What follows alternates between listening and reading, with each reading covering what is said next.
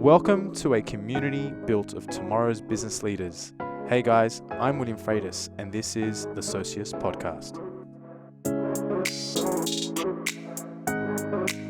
Socius, welcome back to another episode. Today we've got Raj Narayan from Emajin Golf. Raj, welcome to the show. Hi, Will. Thanks for having me. It's great to have you. We're keen to learn more about who you are, what you do, and where you've come from, really. So take it away. Who are you? What do you do? So, look, my background originally is from India. So I moved here to go to university many years ago. And I've since worked in banking and finance for most of my career, and more recently in golf, which is like my passion and my new business. So tell us more, before we get into the new business and what Emajin does, tell us more about, so you were born in India. Mm-hmm. How old were you when you came to Australia? I was about 21, 22 when I moved here. And I grew up in India. I have a beautiful family, a brother and a sister. And then I moved here to go to university. Early in the day, I went to University of New South Wales. Yep. And so did the whole family move over at that time? No, I actually moved by myself to go to university. Got that. A couple of years later, my brother moved as well, and he lives in Sydney as well. And then my sister lives in San Francisco. So awesome. So family's still here, you got your brother here, and then obviously your sister's overseas. Sisters are overseas, and then my parents have moved here as well about 10 years ago. So they moved here after, they retired and everything else. And out of curiosity, at 21, at that point, had you lived overseas before? No, I'd actually never been overseas. Got that. I never had a passport, so I'd actually get a passport to come here. Interesting. It was a great experience. So what had you want to do that? I'm sure, like you had to study university. What did you study? I studied commerce and economics. Commerce and economics. So, I mean, this is a bit naive of me, but obviously Australian university was highly regarded to you. But what had you want to come to Australia as opposed to the US or, go to Harvard or whatever it might be? Talk to me. Largely, I don't know, I just loved Sydney. I just wanted to come here, and I think it's a great city and a place to study and live. So that's kind of what attracted me here, and as well as I never looked at the US, mostly Australia or Singapore. Okay. And so I just came here to go to university. The sun is what attracted you, I'm sure. Yeah, the sun and the beaches. The sun and the beaches. All right, but even though I have the natural tan. Yeah, the natural tan indeed.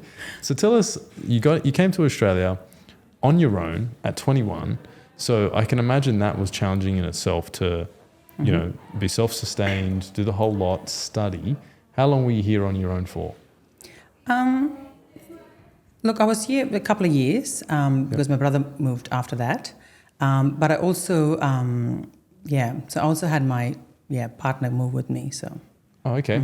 So your current partner. Yeah, my husband. Oh, at that time. Yeah. Fantastic. Yeah. Awesome. And so how did you go from, I guess, studying business and commerce to then your next step? Was that just a natural progression into the corporate world? Tell us more about that. So, early on, I started in accounting.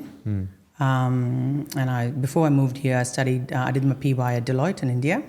And then I moved here to study commerce and economics, and then started working in accounting. So that's kind of where I started my career.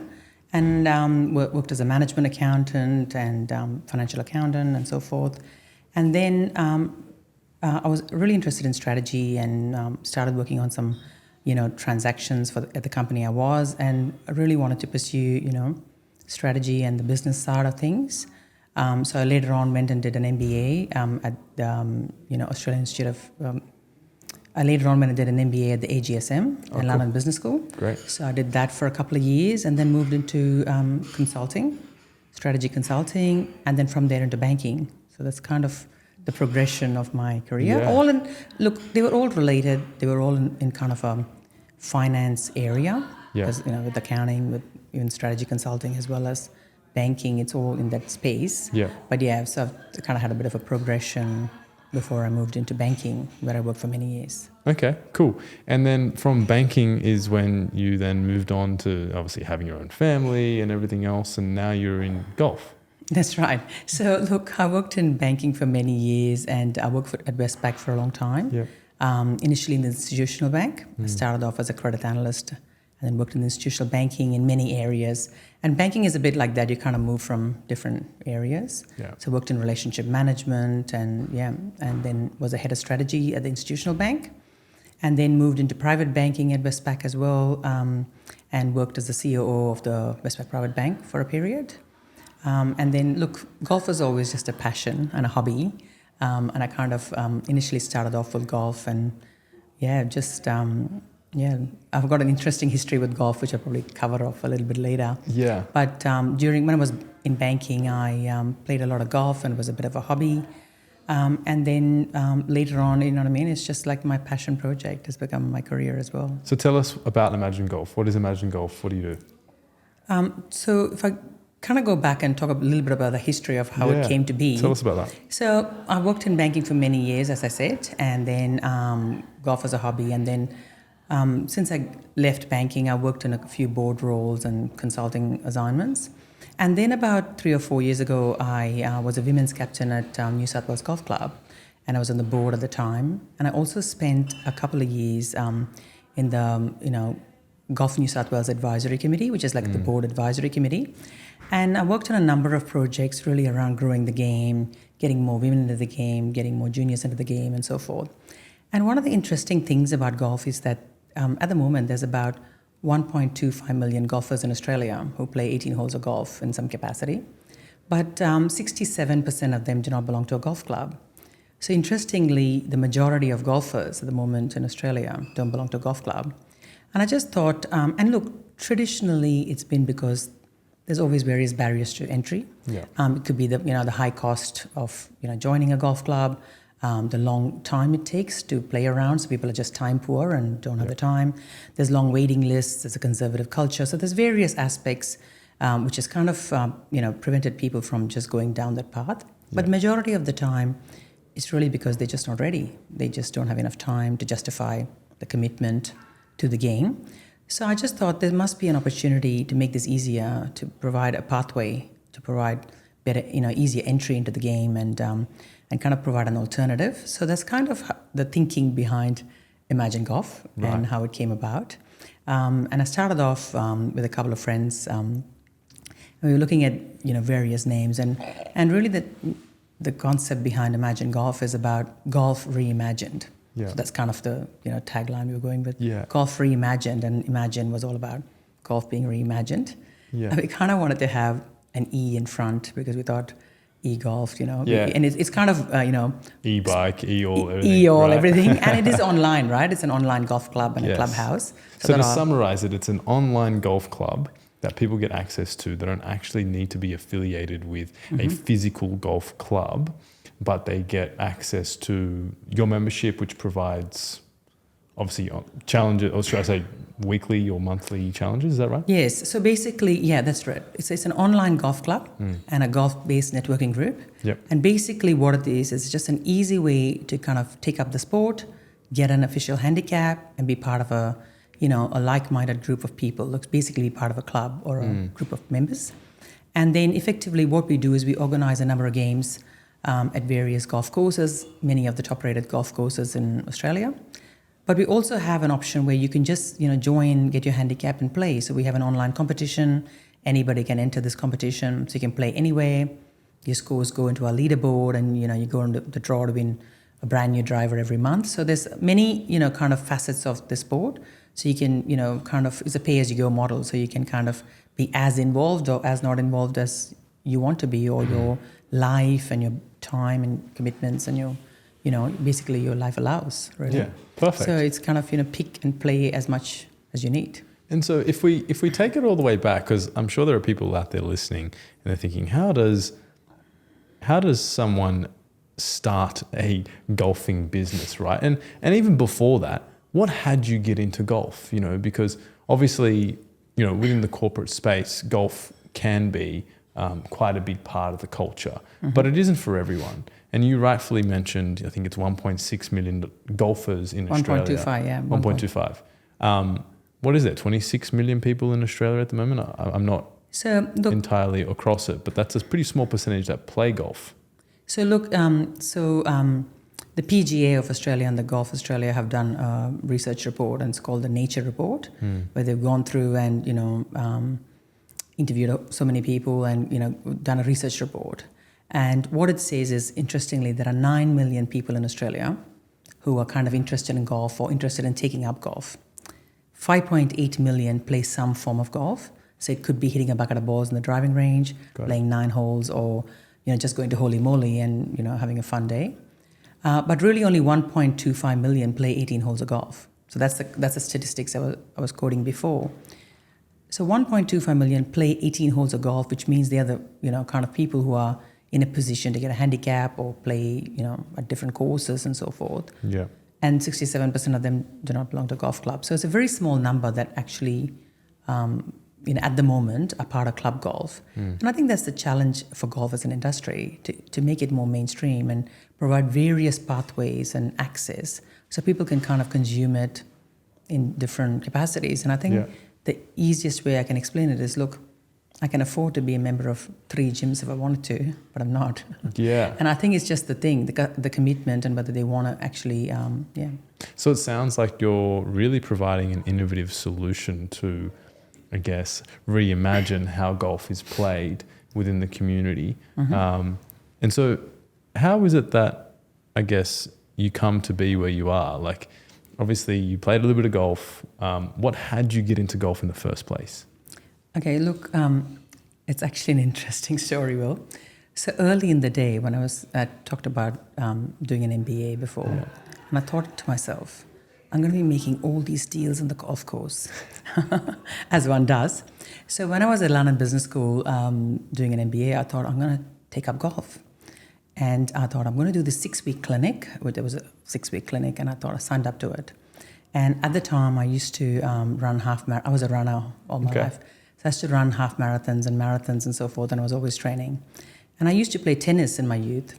So when I took up golf, I went to the first couple of lessons and absolutely hated it. Wow. Hated it with a passion. And I thought, what is this sport? You don't sweat. You're trying to hit a stationary ball that doesn't move, that doesn't do what you want it to do. So I couldn't comprehend the sport. And in those days, I was a poor student and I didn't waste a lot of money. Yeah. But I decided after 3 lessons that I've had enough. So I didn't go to the last couple of lessons. I didn't go to the last couple of lessons because I thought it's wasting my time, you know what I mean? My time is valuable. So I quit and I didn't finish it. And then about 10 years later, I moved to Brisbane for work and for family reasons. And then I had a couple of friends in Brisbane who I used to meet at the gym, and they were going to go and join this clinic. And I thought, look, I'm new to Brisbane. I don't know many people. Probably a great way for me to go and, take up a sport and kind of meet a bunch of people. So I took up golf then and absolutely loved it. So this kind of shows you that you need to be in the right frame of mind to play the sport. And once I started doing the clinic at Brisbane, absolutely loved golf. I was hooked. Every day I was in there in the morning hitting balls and practicing. And then I joined Royal Queensland, which is one of the really lovely golf courses in Queensland, and amazing members and amazing course and amazing facilities, and absolutely was hooked onto the game. And so that's kind of where my love of golf grew, and I played a lot of golf and I'd be in there practicing all the time and so forth. So it's interesting because what initially attracted you to golf was doing all these deals on the golf course, right? And I think that can sometimes feel a little bit unattainable or unachievable for people who are intimidated by the structure of the sport, being involved with a club. And that's what I really like about what it is that you're doing with your business. It's really simplifying people joining in and playing the game, because networking is absolutely a huge part of the game, right? And I can see that that's something that you're creating. Tell us more about that networking piece and how it is that you involve people in the networking space. So what we're looking to do is really, look, golf as a sport, I think is an amazing sport for business. So you could play tennis, but you're on the other side of the court hitting balls to each other. And effectively, say we're playing, I'll give you an example. So if I'm playing with my brother and he plays golf tennis at a very high level. So what happens if I can't return the serve? Well, we can't have a great game together. I can't play with him because either he's knocking the ball and he's not having a great day, or he's playing well and I can't return the serve, so I'm not having a great day. Yeah. Whereas golf with the handicap system really allows anyone of any ability to be able to play with anyone. And which is why it's a perfect sport for business, because you're walking along with your colleagues or your staff or your anyone, your clients, and basically you're spending 4.5 hours walking with them and playing golf with them. You really connect at another level. You really get to know the person, you really get to know the character of the person. So I feel it's a great sport, but because you have the handicap system, anybody can play together. You can all walk together. You can be playing with your grandfather, your daughter, anybody. So it's a perfect sport for business. And I think with Emajin Golf, what we're really trying to do is bring business and golf together. So we kind of, in our events, what we try to do is really have a networking style meeting beforehand. We run it on different concepts. So we had a cryptocurrency golf day, and basically we had a couple of amazing keynote speakers who talk about the topic. Everybody in the room gets to stand up and introduce themselves and their businesses. We always introduce a little interesting question. So the crypto day we had, what are you better at, crypto trading or golfing? Yeah. So we heard a lot of interesting anecdotes from people, either about their trading or about their golf. And it's a great way for people to connect with each other. But we also try to do it in small groups between 24 and 30 people.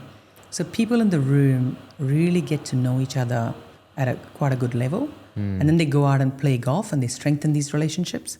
And they come back and get to connect back with the same group. But also what happens after the golf, we send out the list of everybody who's played. So you really have connected with a bunch of people, and then you come back and reconnect and get to know them better. And I think that's how business is done. You really need to build strong relationships, but you need to repeat and reconnect with the same people, not meet them once and then you never see them again, which is what kind of traditionally happens at corporate golf days. Like you may go to a large golf day, there's 100+ people, you play in your group of 4 ball, you have a few beers and then you leave. And you may or may not see all those people again. And you may or may not know who was even in the room because you haven't had an opportunity to know who was in the room.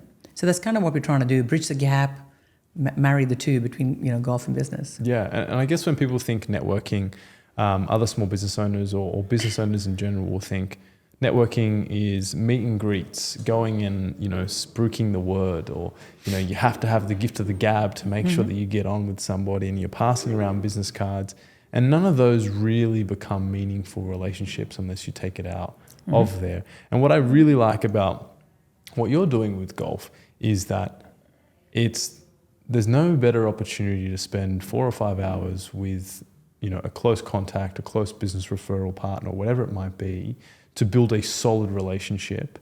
And networking, you might be out there with one-on-one events or whatever it might be, or one-to-many, or you could go to a lunch which you drink 1,000 beers and it's never really great for the waistline. So for somebody like me who's thinking about being healthy and fit and healthy at the same time, golf is definitely that, which I find super valuable, being able to walk 10,000 steps or whatever it might be, or even just drive around in the cart and have that relaxing. And if you're walking zigzag like many of the players, a lot more than 10,000 steps. Zigzags is definitely how I play. So thank you for highlighting that.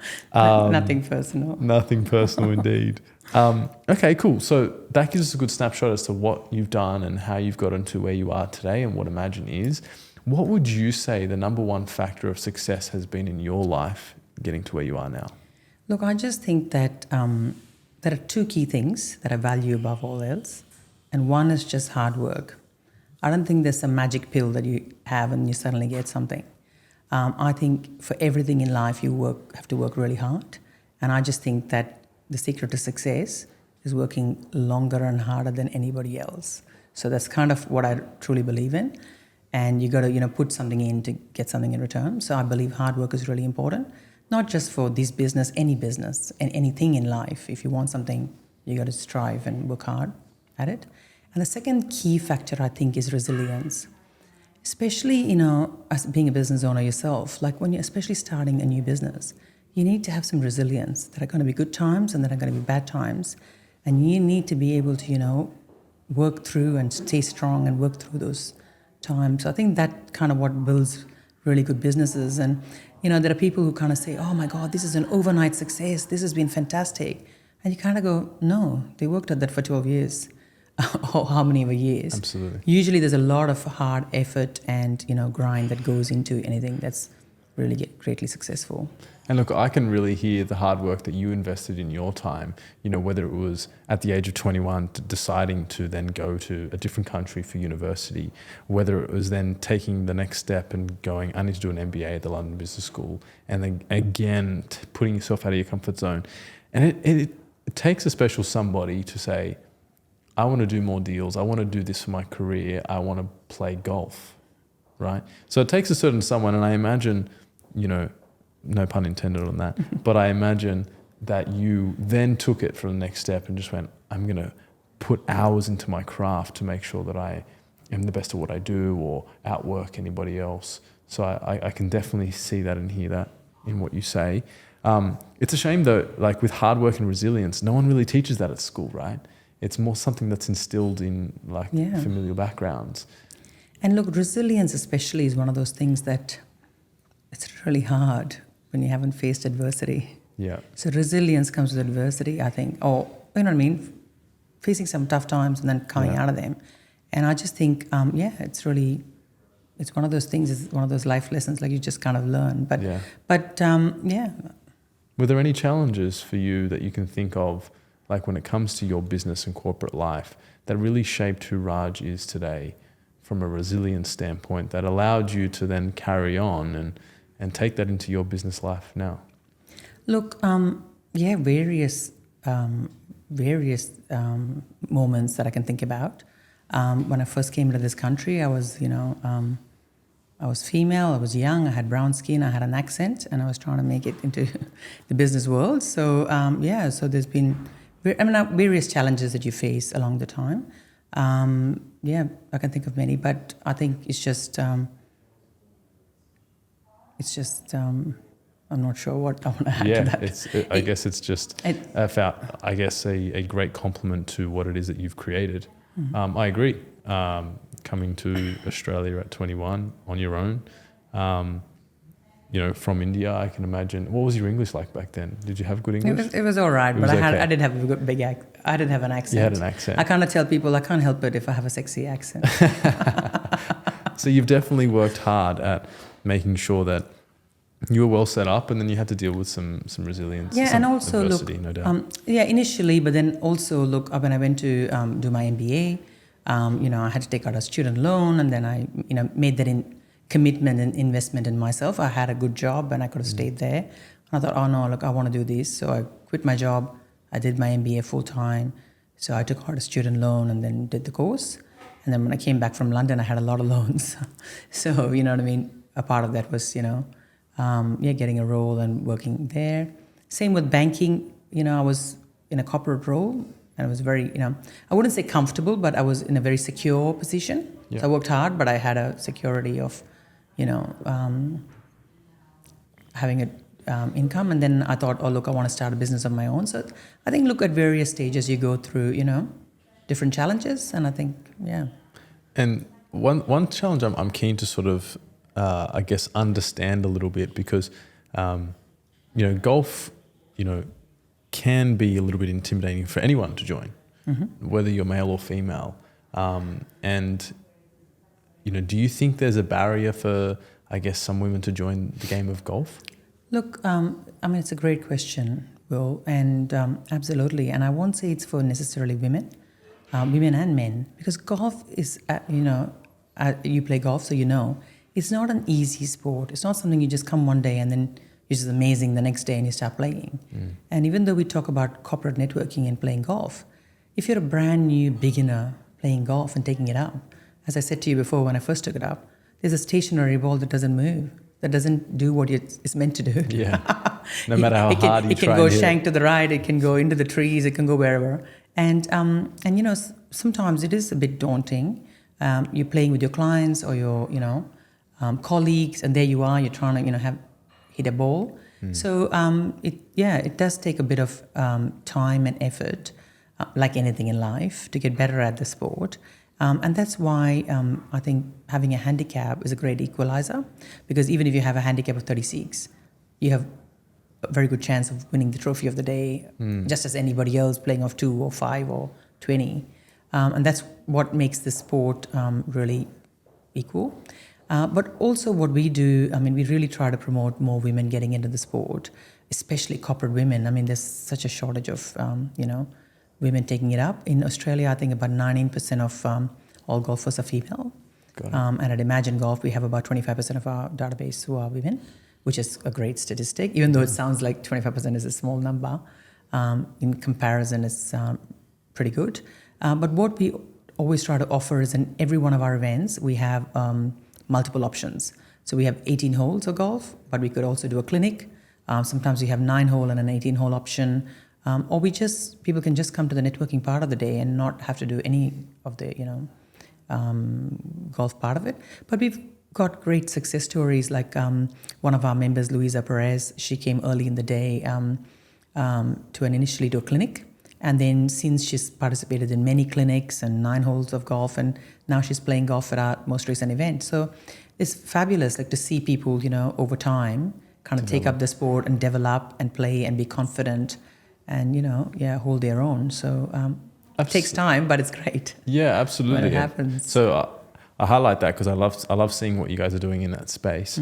And also I 100% agree that regardless, male or female, I've been there in the sense that it's a little bit intimidating to join, in the sense that, my perfectionism gets in the way, right? Like, I'm good at some sports and I want to make sure that I'm good at every sport. That's like my perfectionism thing. And if I can't hit the ball straight, it's not enjoyable, right? But like what you said, the great equalizer is this handicap system, which pretty much means you can play with anyone and still be somewhat competitive. So for those who don't really understand the handicap system, the better you are, the lower the number that you have, which means the less handicap you have, the less buffer you have to play with, right? Yes. So the best way to explain it is that the handicap is just a number. It's a numeric value of your playing ability. So if the par of the course is 72 and you have a 10 handicap, you get 10 shots more than the par. If you have a 30 handicap, you have 30 shots more than the par. So what it allows you to do is play with anybody. It basically equalizes you. Like, so if you're playing with a golf professional who's playing off +2, nothing to worry about because they've got to birdie 2 holes to just get, to just play to their handicap. Whereas, you got to just get 2 under your handicap and you've still played on equal par with them. So you both got 36 points. Yep. So that's kind of, the power of golf and the power of the golf handicap. So, and I know, you've seen in our events, we have CEOs who play off high handicaps and, young golfers who play off low handicaps, but it doesn't matter. Everybody can play and everybody has an equal chance of winning. Yeah, look, and my hat goes off. And everybody can have a great bet and win some side bets and win some money. Absolutely, yeah. My hat goes off to you, the inclusivity that you have at your events for anyone at any ability, whether it's networking, whether it's a clinic, whether it's, actually trying to play some golf. It's super inclusive and I respect that. So hat off goes to you. My question goes to you in the sense that what's a key issue in the business world that you think needs changing right now? Look, I think in the business world in general. Yeah. Look, I just think there are various things that I could talk about, but I think inclusivity, I think, is a big thing in business, and I think that and giving equal opportunity for people across the business. I think that's probably things that we could look at. Yeah. Yeah, and having diversity in teams and diversity in boards and diversity at basically every level of management. And the beauty of that discussion is it's not any one gender. It's more than that. It's nationality. It's age. It's everything. Yeah, because exactly diversity could be age diversity, gender diversity, and backgrounds, ethnicity, so many different aspects. And the same with inclusivity. You want to just have, because if you have a very homogeneous group, there's a lot of group things. So I think it's good to have some diverse and different views because I think it makes the collective decision a lot better. And I think that's something that we could, that I would love to see in corporate Australia. I think times are changing and we are heading towards that direction anyway. But I think it's great to see some inclusivity and diversity. I think it adds so much value to any business having a diverse workforce or a diverse play field, really. Whether it's age, whether it's gender, whether it's nationality. I know from my own personal experience, age has been a thing. I started in the corporate world when I was 17 and, really focused on my craft, worked really hard. Every uni holidays that I had, I was there full time. I didn't really go to the summer, beach or whatever it was. I really made sure I gave it my all. And, being a young executive, I still find there's a little bit of ageism. And I think within people's businesses, if they don't consider that and consider that, whether they're too old or whether they're too young, that good balance and diversity is super important. Not just gender, not just nationality, it's age as well. It's a bit of everything. Exactly, right? Because you want to, have people from every kind of background, because it creates great dialogue and discussion, which then I think creates, lateral thinking and growth. Because what you don't want is like homogeneous thinking and groupthink and people agree with each other. You do want some people to, have some new ideas and challenge it or think about things in a different perspective. Yeah. So all of those things add to it. And I agree with you. It'll be great, especially in golf, to see, more younger people in senior roles, more women in senior roles, and, and every kind of diversity, and just get more people in there voicing, bringing a different perspective, I think. And this is what I love what you're doing about golf, if I can bring it back to that. At one of your events, I was playing with a 73-year-old man who, at some people at 73, you don't expect can really move very much. But what I've noticed about the golfing community is the more they move, the older they get, like the better they get, like they just keep going.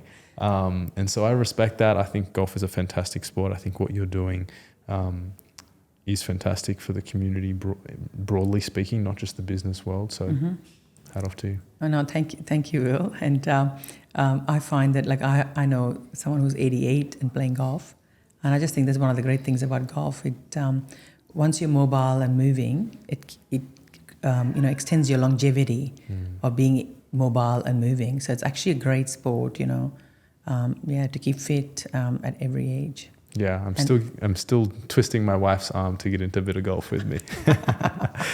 Don't worry, now that you told me, I'll be working on it as well. We'll work on that together. I like that. Absolutely. What is your vision for not only just your business being Emajin, what is your vision for the future for one Emajin, but also the industry that you're in, whether it's golf, whether it's the business? Talk to us more about that.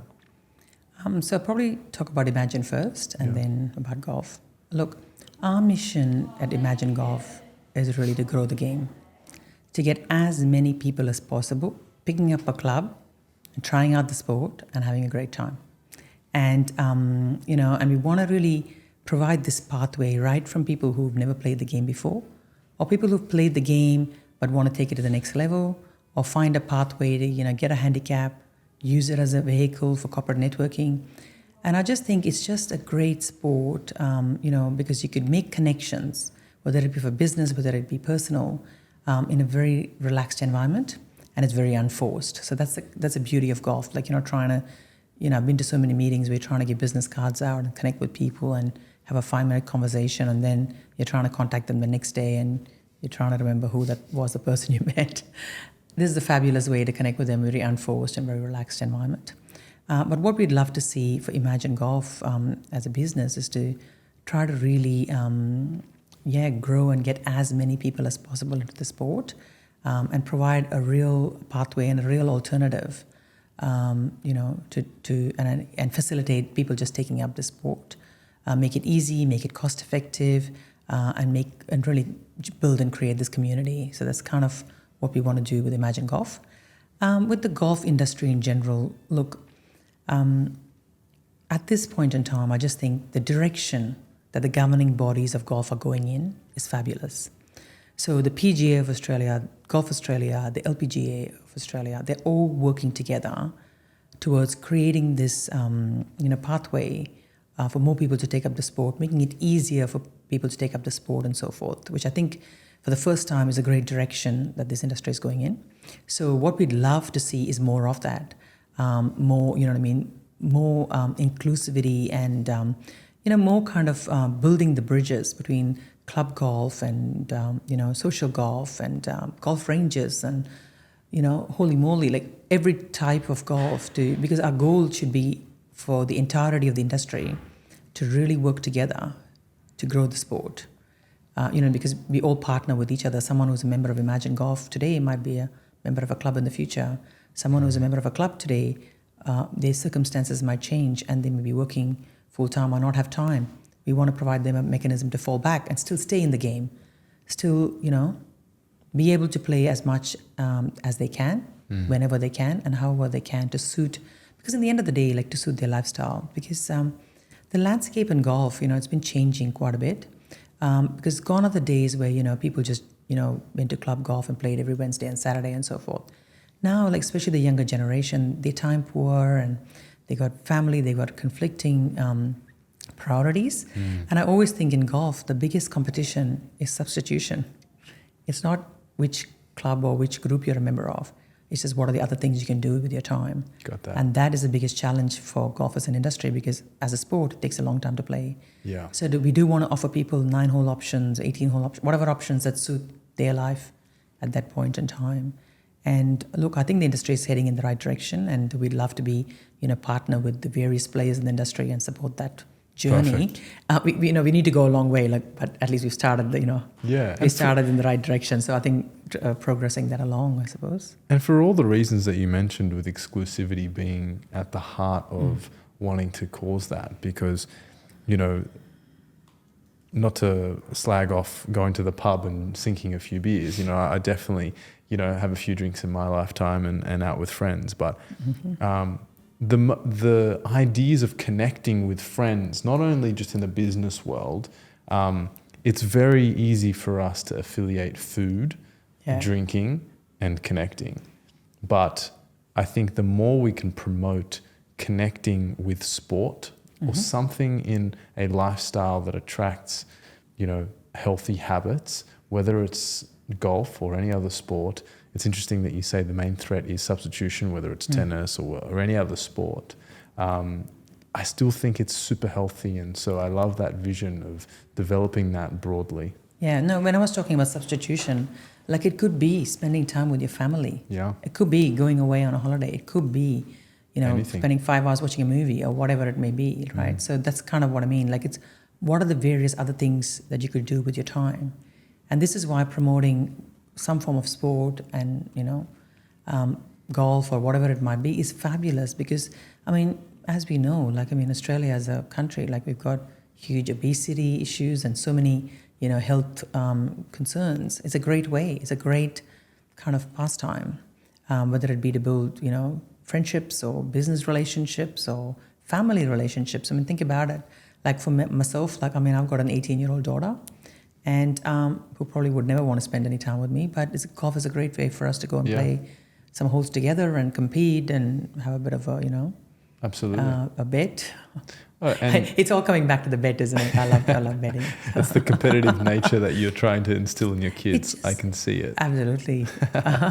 Work hard and be competitive. No, I'm kidding. But even from a connecting perspective, I've been out to play golf with yourself and your husband, and, that's a really way to connect, really good way to connect. And that's something that I can see myself and my wife doing into the future. And I think it's a great lifestyle to enhance and grow. So I respect with what you're doing. Yeah. Firstly, thank you for coming on the show. I have no doubt, people are going to want to find out more about Raj and where they can find you and Emajin Golf in particular. So where is it that they can find you? How do they get linked to you? Look, they can just find me on LinkedIn or on the Emajin Golf website. And they got to know the spelling of Emajin, because it's spelled a bit differently, because we want to be a bit different.